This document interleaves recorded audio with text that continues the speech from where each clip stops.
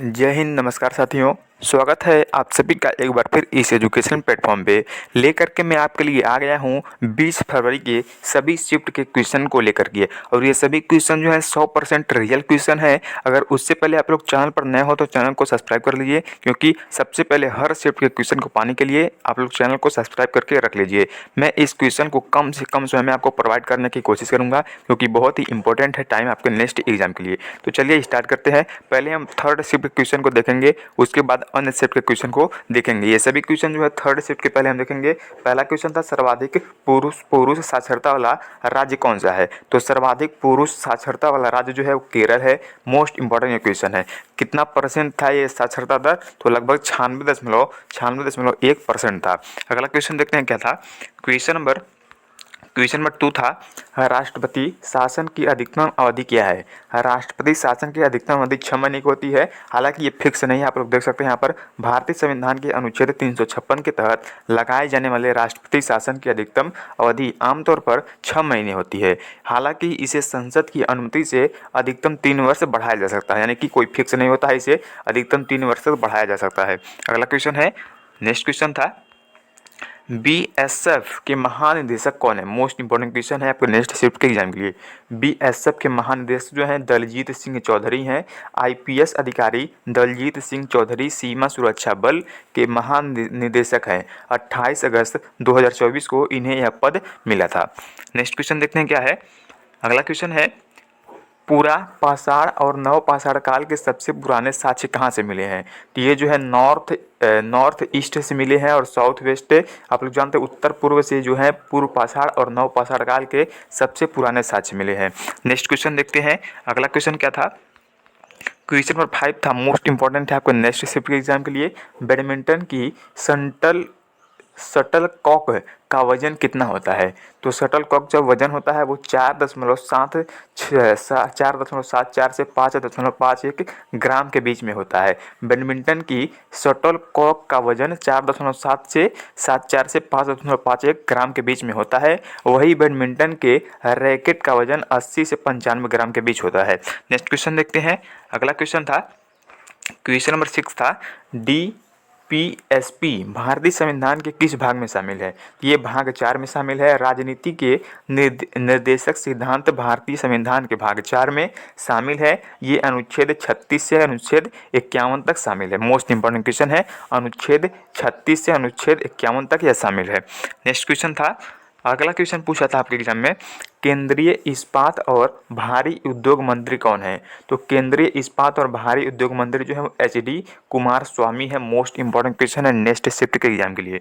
अगला क्वेश्चन था, next question था, हरित क्रांति में किसमें वृद्धि हुई थी। तो हरित क्रांति के दौरान भारत में कृषि उत्पादन और उत्पादकता में बहुत वृद्धि हुई। इसके अलावा कृषि में तकनीकी उन्नति भी हुई, यानी कि कृषि उत्पादन और उत्पादकता में दोनों में वृद्धि हुई थी हरित क्रांति के माध्यम से। अगला क्वेश्चन था, नेक्स्ट क्वेश्चन पूछा गया था आपके एग्जाम में, 2010 राष्ट्रमंडल खेल किस स्टेडियम में हुआ था। मोस्ट इंपॉर्टेंट क्वेश्चन है आपके अगले शिफ्ट के एग्जाम के लिए। तो जवाहरलाल नेहरू स्टेडियम में हुआ था, जो कि दिल्ली में स्थित है। 2010 राष्ट्रमंडल खेल जो है वो जवाहरलाल नेहरू स्टेडियम में हुआ था, दिल्ली में है ये। अगला क्वेश्चन था, नेक्स्ट क्वेश्चन पूछा गया था, आत्मनिर्भरता किस पंचवर्षीय योजना से संबंधित था। तो आत्मनिर्भरता का लक्ष्य भारत की चौथी पंचवर्षीय योजना में संबंधित था, यानी कि 1969 से 1974 के बीच में यह संबंधित था। अगला क्वेश्चन था, नेक्स्ट क्वेश्चन पूछा गया था, भारतीय संविधान के अनुच्छेद 4 किससे संबंधित है। तो पहले भाग से संबंधित है और यह नए राज्यों के निर्माण और मौजूदा राज्यों की सीमाओं में परिवर्तन से संबंधित प्रावधानों को स्पष्ट करता है। मोस्ट इंपॉर्टेंट क्वेश्चन है आपको नेक्स्ट एग्जाम के लिए। अगला क्वेश्चन पूछा गया था, क्वेश्चन नंबर 13 था, जब नदी मैदानी इलाके में टेढ़ी मेढ़ी रास्ते से बहती है तो इसे क्या कहते हैं। तो उसे हम लोग विसर्प कहते हैं। मोस्ट इंपॉर्टेंट क्वेश्चन है ये।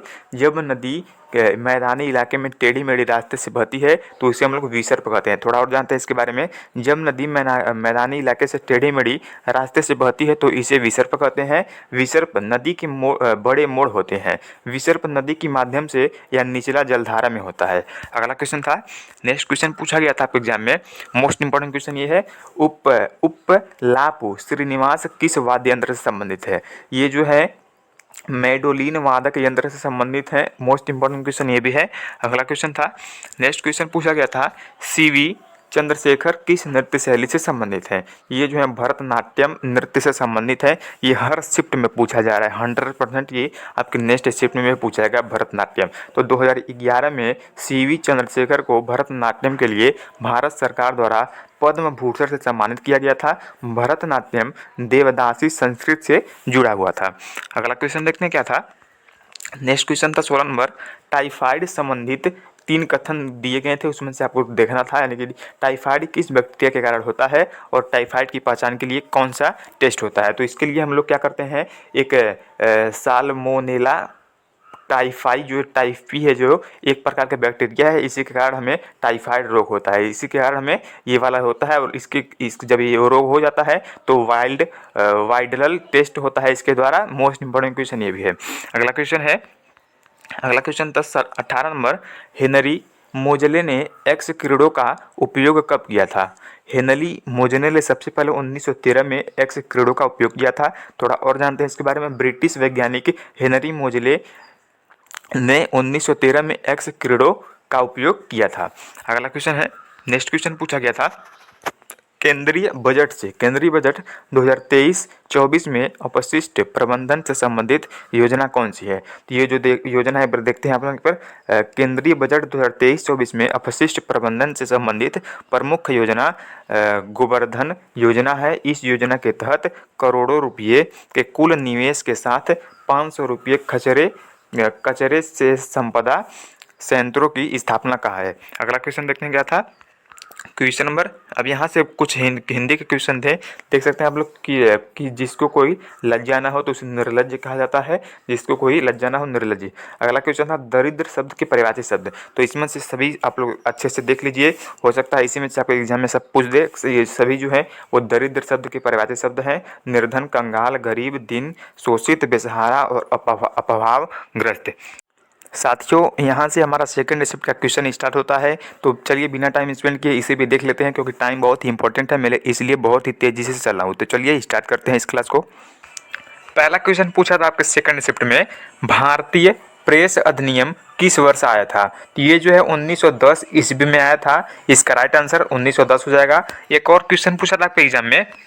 अगला क्वेश्चन था, भारत को बांग्लादेशी शरणार्थियों का सामना किस पंचवर्षीय योजना में करना पड़ा था? तो चौथी पंचवर्षीय योजना 1969 से 1974 में इनका सामना करना पड़ा था।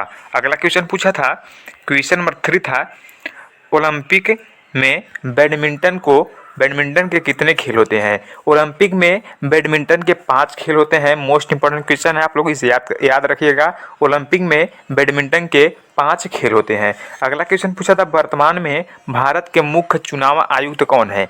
वर्तमान में भारत के मुख्य चुनाव आयुक्त जो है वो ज्ञानेश कुमार हैं। मोस्ट इंपॉर्टेंट क्वेश्चन है आपके नेक्स्ट शिफ्ट के एग्जाम के लिए, ये भी अच्छे से देख लीजिए। ज्ञानेश कुमार भारत के मुख्य चुनाव आयुक्त हैं। अगला क्वेश्चन पूछा था, बाल्टी शब्द कौन सी भाषा का शब्द है? बाल्टी जो है पुर्तगाली भाषा का शब्द है। मोस्ट इंपॉर्टेंट क्वेश्चन ये भी है। अगला क्वेश्चन था, टांग शब्द किस भाषा का शब्द है? टांग शब्द हिंदी भाषा का शब्द है। इसका मतलब है शरीर का वह निचला भाग जिस पर हम ठहरे रहते हैं। मोस्ट इंपॉर्टेंट ये क्वेश्चन है। टांग शब्द का अर्थ क्या है आप लोग जान चुके हैं। अगला क्वेश्चन था, भारतीय संविधान में कुल कितने मौलिक कर्तव्य होते हैं? मोस्ट इंपॉर्टेंट क्वेश्चन है। भारतीय संविधान में कुल 11 मौलिक कर्तव्य होते हैं। अगला क्वेश्चन था, भारत में पंचवर्षीय योजनाएं शुरू करने का अधिकार क्या था? मतलब अधिकार क्या था? तो इसका जो करेक्ट आंसर है, भारत में पंचवर्षीय योजनाएं शुरू करने का अधिकार देश के संसाधनों का कुशल इस्तेमाल करके जीवन स्तर में सुधार करना था, साथ ही उत्पादन को बढ़ाना भी था। तो आप लोग जानते हैं पंचवर्षीय योजना का क्या कारण था, यानी कि इसके जीवन में सुधार लाना और साथ ही उत्पादन की वृद्धि करना। अगला क्वेश्चन पूछा था, नेक्स्ट क्वेश्चन था, नाटू नाटू गीत के रचनाकार कौन है? मोस्ट इंपॉर्टेंट क्वेश्चन है आपके नेक्स्ट शिफ्ट के एग्जाम के लिए। नाटू नाटू गीत के रचनाकार जो है एम कीरावनी है। एम कीरावनी नाटू नाटू गीत के रचनाकार हैं। अगला क्वेश्चन पूछा था आपके एग्जाम में, ऑक्सीजन और हाइड्रोजन के मिश्रण को क्या कहते हैं? हाइड्रोजन अगर आपके ऑप्शन में दिया होगा हाइड्रोक्स या फिर ऑक्सी हाइड्रोजन दिया था, तो आप लोग अगर इसमें से कोई एक को मार के आए हैं तो इसका आप लोग का क्वेश्चन राइट है, क्योंकि ऑक्सीजन और हाइड्रोजन के मिश्रण को हम लोग ऑक्सी हाइड्रोजन या फिर हाइड्रोक्स कहते हैं। नेक्स्ट क्वेश्चन पूछा था आपके एग्जाम में, भारत के किस राज्य में नाटांजलि उत्सव मनाया जाता है? तो नाटांजलि उत्सव जो है एक वार्षिक नृत्य उत्सव हिंदू भगवान शिव का सम्मान करता है, जो कि तमिलनाडु में मनाया जाता है। यानी कि नाटांजलि जो उत्सव है वो तमिलनाडु में मनाया जाता है। अगला क्वेश्चन पूछा था आपके एग्जाम में, बॉक्सिंग रिंग की ऊंचाई कितने मीटर होती है? तो बॉक्सिंग रिंग की जो ऊंचाई है वो जमीन से 100 सेंटीमीटर होता है। बॉक्सिंग रिंग की ऊंचाई जमीन से 100 सेंटीमीटर होता है, आप लोग इसे याद रखिएगा। अगला क्वेश्चन है, नेक्स्ट क्वेश्चन पूछा था, धरती का पर्यायवाची शब्द इनमें से कौन सा है? तो ये सभी जो पर्यायवाची हैं ये धरती शब्द के हैं। आप लोग इसे भी स्क्रीनशॉट लेकर रख लीजिए, हो सकता है इसी में से आपके एग्जाम में आ जाए। धरती का जो पर्यायवाची शब्द है धरा, पृथ्वी, भूमि, वसुधा, अचला, मही, धरित्री, क्षिति, उर्वी, जमीन, ये सभी जो है धरती का पर्यायवाची शब्द हैं। अगला क्वेश्चन देखते हैं। नेक्स्ट क्वेश्चन पूछा था, निषेध शब्द का पर्यायवाची शब्द क्या होता है? तो आप लोग हर एक क्वेश्चन को स्क्रीनशॉट लेकर रख लीजिएगा।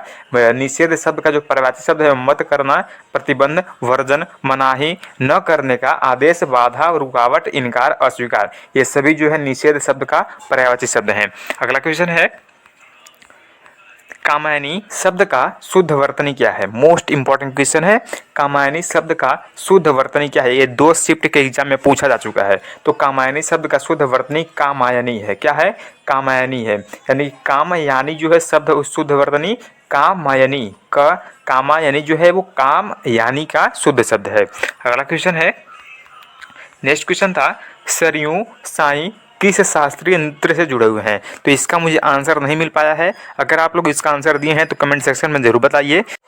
दोस्तों टाइम बहुत ही इंपॉर्टेंट है, इसलिए मैं बहुत ही तेज चल रहा हूँ। यहाँ से हमारा फर्स्ट शिफ्ट का क्वेश्चन स्टार्ट होता है। आप लोग देख सकते हैं 20 फरवरी 2025 का फर्स्ट शिफ्ट का यहाँ से क्वेश्चन स्टार्ट होता है। तो चलिए स्टार्ट करते हैं बिना टाइम स्पेंड किए। पहला क्वेश्चन आपके फर्स्ट शिफ्ट का, 2024 में दादा साहेब फाल्के पुरस्कार किसे मिला है? साल 2024 का दादा साहेब फाल्के पुरस्कार अभिनेता मिथुन चक्रवर्ती को मिला है। राष्ट्रपति द्रौपदी मुर्मू ने इन्हें वह पुरस्कार 8 अक्टूबर 2024 को दिया। वह पुरस्कार उन्हें भारतीय सिनेमा में उनके उल्लेखनीय योगदान के लिए दिया गया है। नेक्स्ट क्वेश्चन देखते हैं क्या है। क्वेश्चन नंबर 2 है, गुरु M.K. सरोजा किस नृत्य शैली से संबंधित है? और ये क्वेश्चन घुमा के पूछा था, सरोजा वैद्यनाथ किस नृत्य शैली से संबंधित है? दोनों एक ही क्वेश्चन है। ये जो है भरतनाट्यम नृत्य से संबंधित है। मद्रास को कादिरा वेलु सरोजा एक भारतीय शास्त्रीय नृत्यांगना है, जिन्हें भरतनाट्यम के शास्त्रीय नृत्य रूप में एक प्रतिपादक और एक शिक्षक के रूप में उनकी विशेषज्ञता के लिए जाना जाता है। अगला क्वेश्चन देखते हैं क्या था। क्वेश्चन नंबर 3 था, आत्मनिर्भर भारत योजना की शुरुआत कब हुई थी? तो आत्मनिर्भर भारत की शुरुआत 2020 में हुआ था। आत्मनिर्भर भारत योजना की घोषणा 12 मई 2020 को प्रधानमंत्री नरेंद्र मोदी द्वारा की गई थी। नेक्स्ट क्वेश्चन देखते हैं क्या था। क्वेश्चन नंबर 4 था, 2018 में नीरज चोपड़ा ने कौन से खेल में स्वर्ण पदक जीता था? ये जो है नीरज चोपड़ा 2018 में एशियाई खेलों का स्वर्ण पदक जीतने वाले पहले भारतीय भाला फेंक खिलाड़ी बने। यानी कि ये भाला फेंक में ये स्वर्ण पदक जीते थे। नीरज चोपड़ा एक भारतीय ट्रैक और फील्ड एथलीट हैं जो भाला फेंक में प्रतिस्पर्धा करते हैं। नेक्स्ट क्वेश्चन देखते हैं क्या था। क्वेश्चन नंबर 5 था, मौलिक अधिकार अनुच्छेद कितना से कितना तक है? तो ये जो है अनुच्छेद 12 से 35 तक है। भारतीय संविधान के भाग 3 में अनुच्छेद 12 से 35 तक मौलिक अधिकारों का उल्लेख है। इन अधिकारों को भारत का मैग्ना कार्टा भी कहा जाता है। देखते हैं नेक्स्ट क्वेश्चन क्या था। क्वेश्चन नंबर 6 था, भरतनाट्यम किस राज्य का प्रसिद्ध नृत्य है? ये क्वेश्चन को मैं पढ़ाया था, 100% पढ़ाया था। ये जो है तमिलनाडु का प्रसिद्ध नृत्य है। अगला क्वेश्चन देखते हैं क्या था। क्वेश्चन नंबर 7 था, कोणार्क सूर्य मंदिर कहाँ स्थित है? हम ये क्वेश्चन भी 100% पढ़ाया था। कोणार्क सूर्य मंदिर जो है उड़ीसा राज्य में स्थित है। प्रसिद्ध सूर्य मंदिर उड़ीसा में पुरी के पास कोणार्क में स्थित है, यानी कि कोणार्क में स्थित है। कोणार्क सूर्य मंदिर 1250 ईस्वी में बनाया गया था। ये भी आप लोग देख लीजिए, 1250 ईस्वी में कोणार्क सूर्य मंदिर बनाया गया था। नेक्स्ट क्वेश्चन है, क्वेश्चन नंबर 8 था, मुख्य न्यायाधीश का कार्यकाल कितने वर्षों का होता है? मुख्य न्यायाधीश के जो कार्यकाल होता है वो निश्चित रूप से 6 वर्षों का नहीं होता है, केवल कोई निश्चित कार्यकाल इसका नहीं है मुख्य न्यायाधीश का। अगला क्वेश्चन देखते हैं क्या था। क्वेश्चन नंबर 9 था, 2024 में प्रधानमंत्री नरेंद्र मोदी के प्रधान सचिव कौन थे? तो प्रधान सचिव जो है डॉक्टर पीके मिश्रा थे। प्रधानमंत्री कार्यालय में अन्य प्रमुख अधिकारी इस प्रकार हैं, यानी कि राष्ट्रीय सुरक्षा बल सलाहकार जो हैं वो श्री अजीत डोभाल हैं, और प्रधानमंत्री के जो सलाहकार हैं वो श्री अमित खरे और श्री तरुण कपूर जो है वो प्रधानमंत्री के सलाहकार हैं। नेक्स्ट क्वेश्चन देखते हैं क्या था। क्वेश्चन नंबर 10 था, 2011 की जनगणना के अनुसार भारत बाल लिंग अनुपात कितना था? तो 919 था, उसमें इसका जो अनुपात था वो 919 था। 2011 की जनगणना में भारत का बाल लिंगानुपात 927 था, जो 2011 की जनगणना में पलटकर 919 हो गया था। नेक्स्ट क्वेश्चन था, क्वेश्चन नंबर 11 था आपका, प्राचीन भारत में शक पहन को किस नाम से जाना जाता था? तो इसे हम लोग किस नाम से जानते थे? सीथियन और पारद। आपका जो ऑप्शन दिया था ये 4 ऑप्शन दिए थे, जिसमें ये नहीं दिया है। हो सकता है आप लोग ये अच्छे से देखे ना हो, तो इसमें करेक्ट आंसर जो है वो सीथिन और पारद है। इसका जो करेक्ट आंसर है यही हो जाएगा। अगला क्वेश्चन था, क्वेश्चन नंबर 12 था, इस्लम डॉग मिलेनियर के लिए ऑस्कर किसने जीता था? और इस्लम डॉग मिलेनियर में किसने गाना गाया था? तो M.R. रहमान जो है ये गाना गाए थे। M.R. रहमान ने इस्लम डॉग मिलियनेयर के लिए ऑस्कर जीता। उन्होंने 2 ऑस्कर जीते, सर्वश्रेष्ठ मूल संगीत और गीत जय हो के लिए। देखते हैं नेक्स्ट क्वेश्चन क्या था। क्वेश्चन नंबर 13 था, क्वेश्चन नंबर 13 आपका, IFSC कोड में कितने अंक होते हैं? मोस्ट इंपोर्टेंट क्वेश्चन है। तो इसमें जो IFSC में 11 कोड होते हैं। IFSC कोड 11 अक्षरों का होता है। वह यह अन्य अल्फा न्यूमेरिक कोड होता है। इसमें अंग्रेजी के अक्षर और संख्याएं दोनों होता है। IFSC कोड की संरचना इस प्रकार होती है। आप लोग जानते हैं 11 अक्षर होता है, पहले कुछ उस बैंक का नाम होता है, फिर उसके बाद अंक होता है। नेक्स्ट क्वेश्चन है, क्वेश्चन नंबर 14 था, सिंधु नदी भारत में कहाँ से प्रवेश करती है? ये जो है लेह से लद्दाख में प्राप्त होती है, यानी कि सिंधु नदी तिब्बत में मानसरोवर झील के पास से निकलती है और पश्चिम की ओर बहती हुई यह लेह में भारत में प्रवेश करती है। अगला क्वेश्चन था, क्वेश्चन नंबर 15 था आपका, भारत के मुख्य चुनाव आयुक्त का कार्यकाल कितना होता है? ये जो 6 वर्ष या 65 वर्ष की आयु तक जो भी पहले से हो, यानी कि मुख्य चुनाव आयुक्त जो है 6 वर्ष या 65 वर्ष की आयु तक हो, जो भी इसके पहले, यानी कि इनके अनुसार होता है, वर्ष इनके आयु के अनुसार होता है। अगला क्वेश्चन है, क्वेश्चन नंबर 16 पूछा था आपके एग्जाम में, गाडगिल फार्मूला किससे संबंधित है? तो ये जो आर्थिक संसाधनों के वितरण से संबंधित है। क्वेश्चन नंबर 18 था, अभिनव भारत सोसाइटी की स्थापना किसने की थी? तो इसकी स्थापना जो है विनायक दामोदर सावरकर और उनके भाई गणेश दामोदर सावरकर ने इसका स्थापना किया था। क्वेश्चन नंबर 19 है, कौन सी पंचवर्षीय योजना थी जिसमें बुद्ध के समय आत्मनिर्भरता की योजना चलाई गई थी? तो वह 7वीं पंचवर्षीय योजना थी। अगला क्वेश्चन देखने का था, अगला क्वेश्चन था, क्वेश्चन नंबर 20 था, मोहिनीअट्टम कहाँ का लोक नृत्य है? मोहिनीअट्टम भारत के केरल राज्य का शास्त्रीय नृत्य है। यह एकल नृत्य है और इसमें मुख्य रूप से महिलाएं करती हैं, यानी कि ये केरल का लोकप्रिय नृत्य है। अगला क्वेश्चन था, नेक्स्ट क्वेश्चन पूछा गया था, हिंदी का क्वेश्चन था, जिसमें गद्यांश पढ़कर नीचे के उत्तर देना था। गद्यांश को पढ़कर नीचे का उत्तर देना था कि महाभारत को पढ़कर उसके नीचे का उत्तर देना था। क्या गद्यांश के आए थे क्वेश्चन, और ये रचनाएं आए थे, रचनाएं कुछ आए थे जिससे नहीं मिल पाया अभी, हो सकता है आगे चलकर मैं आपको ये प्रोवाइड कर दूं। तो बस इतना ही क्वेश्चन था। तो अगर आपको नेक्स्ट शिफ्ट का एग्जाम का क्वेश्चन चाहिए तो आप लोग चैनल को सब्सक्राइब करके रख लीजिए, क्योंकि ये इंपॉर्टेंट क्वेश्चन जो है आपको डेली इस चैनल पर देखने को मिलेंगे अपने एग्जाम के लिए। मिलते हैं नेक्स्ट शिफ्ट के क्वेश्चन के साथ।